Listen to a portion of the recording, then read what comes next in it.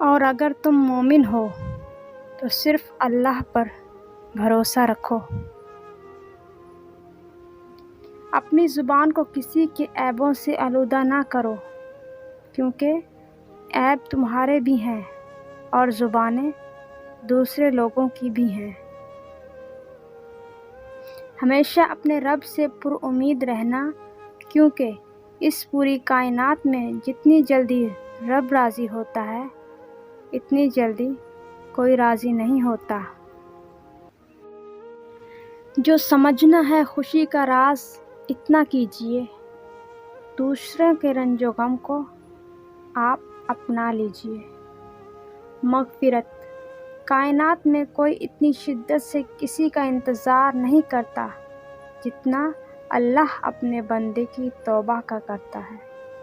مجھے ضرورت نہیں اس انسان کی جو مطلب کے لیے ساتھ ہو، میں خوش ہوں اپنے اللہ کے ساتھ جو بنا مطلب کے میرے ساتھ ہے۔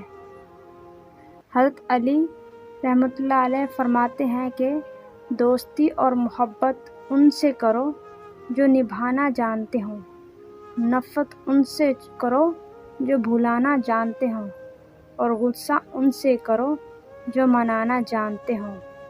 خالق سے دل لگاؤ، مخلوق تو وفا کے لائق نہیں۔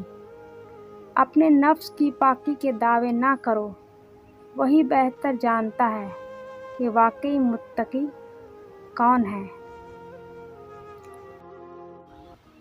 اللہ پاک کا بنایا ہوا ہر شخص مکمل اور خوبصورت ہے، بس خامی اور کمی تو ہمارے اخلاق اور رویوں میں ہے۔ جنت وہ واحد شاندار جگہ ہے جہاں جانا تو سب چاہتے ہیں مگر جلدی کسی کو نہیں۔ پوچھا گیا جنت کتنی دور ہے؟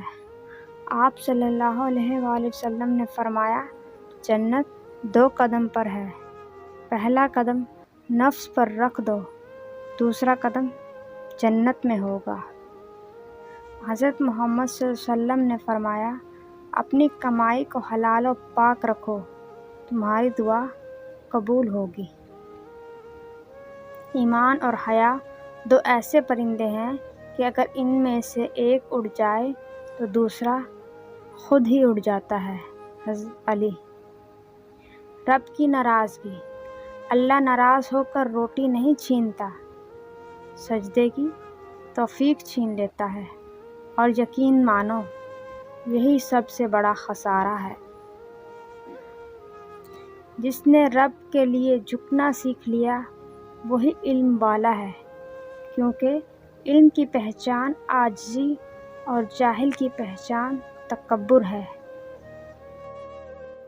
ویڈیو اچھی لگے تو لائک کریں اور چینل کو سبسکرائب کر دیں۔